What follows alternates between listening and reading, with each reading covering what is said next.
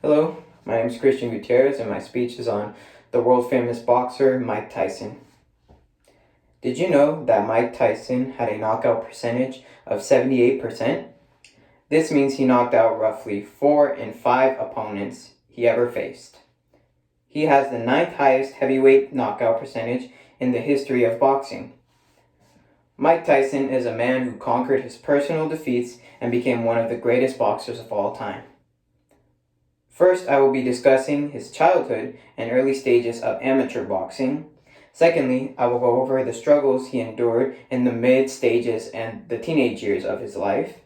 And finally, I will explain some of his boxing techniques and the impact that he has made on boxing back then and today. Michael Gerald Tyson was born June 30th, 1966, and raised in Brooklyn, New York. He was born into a difficult situation where at the age of 2, his father, Jimmy Kirkpatrick, left his mother, Lorna Smith Tyson, to raise Mike and his 2 siblings, Rodney and Denise, on her own. He grew up as a troubled child, constantly getting into conflicts with the police. According to Mike Magneto, who wrote the article Mike Tyson, His Childhood and Early Boxing Years, he stated that by the time he was 13, he had been arrested 38 times and 38 times for petty crime, and this became an everyday occurrence in his life. To be fair, Mike didn't really have much of a big role model in the house other than his mom and his 2 other siblings, so I can understand why he was such a troubled child. He also lived in Brooklyn, where fights and crime were an everyday, and probably still even are now, an everyday occurrence. Not too soon after, he was enrolled into Tyrone School for Boys, where he met his first boxing trainer, Bobby Stewart, and began amateur boxing. Through Stewart, he met the legendary boxing trainer, Cus D'Amato, and went to win his first amateur bout by knockout. Things started to look good for the young Tyson, but the unexpected was yet to come. At the age of 16, his mother died and his trainer became his legal guardian. Despite this unfortunate event, Tyson continued boxing, and according to Mike Magneto, his first professional break came on March 6, 1985, when he knocked out Hector Mercedes in the first round. This is where the world got their first glimpse at the greatness yet to come. Now that you know about his childhood and amateur career, I will now go over the struggles he faced in the mid stages of his life. Following the win against Mercedes, Tyson went on to fight 14 more bouts in 1 year and won them all by knockout. Tyson then received his first chance at the WBC belt.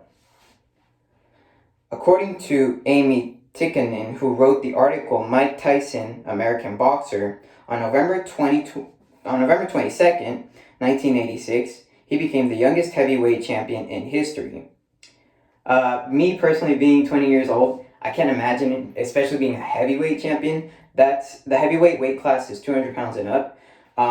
So I can't imagine being a 20-year-old 200-pounder coming into this world with all these 30-year-olds and above, 20-year-olds and 18-year-olds and above, but the higher ranks were all 30s. They were all older. So I can't imagine what it must have felt like and the accomplishment that he probably felt at being just 20 and being the WBC heavyweight champion. However, his reign ended only 4 years later when Tyson lost his championship to the underdog James Buster Douglas to a technical knockout in the 10th round. The following year, Tyson was accused of raping beauty pageant contestant Desiree Washington, and in 1992 was convicted of the charge. He faced 6 years in prison, but was granted an early release without probation for good behavior. To this day, Tyson still defends himself, saying he was wrongfully accused and the sex was consensual. In an interview with Charlie Mack on YouTube in 2021, Tyson stated, "I'm not above violating no woman, right? But I didn't violate that woman." Despite it being over 30 years since the whole situation, he still defends himself to this day, which it's hard to say why wouldn't that make him unbelievable? Not to say that he is believable as well. These were some difficult times for Mike Tyson to endure all at once. Now that you know about Tyson's early childhood and the downfall he endured in the middle stages of his life, I will now explain some of the boxing techniques and impact he has made on boxing. Mike Tyson's trainer Cus D'Amato taught Mike the technique of boxing known as the peekaboo style. According to an article titled, "What is Peekaboo Style in Boxing?" published by Evolve Daily, the peekaboo style prioritizes constant defense while putting yourself in a position to land hard punches. I've been an amateur for 4 years. I've been an amateur in boxing for 4 years now. And the peekaboo style is pretty hard. Bending at the waist is quite a difficult thing to do for a full. For amateurs, we can go within 3 to 4 rounds. I can only imagine doing 12. So yeah, doing 3 to 4 rounds of doing just this gets you pretty sore. But yeah, the peekaboo style is a pretty difficult style to master. But does come in handy when you're practicing sparring against other people. So Mike didn't invent it, but was the one to make it an essential style for lots of boxers and therefore had the biggest impact on it. He was also the youngest undisputed heavyweight champion at 20 years of age. Undisputed meaning he held all of the belts. His knockout power and fearlessness in the ring brought a huge audience to the sport that would crave his every next fight to see an all-out war take place.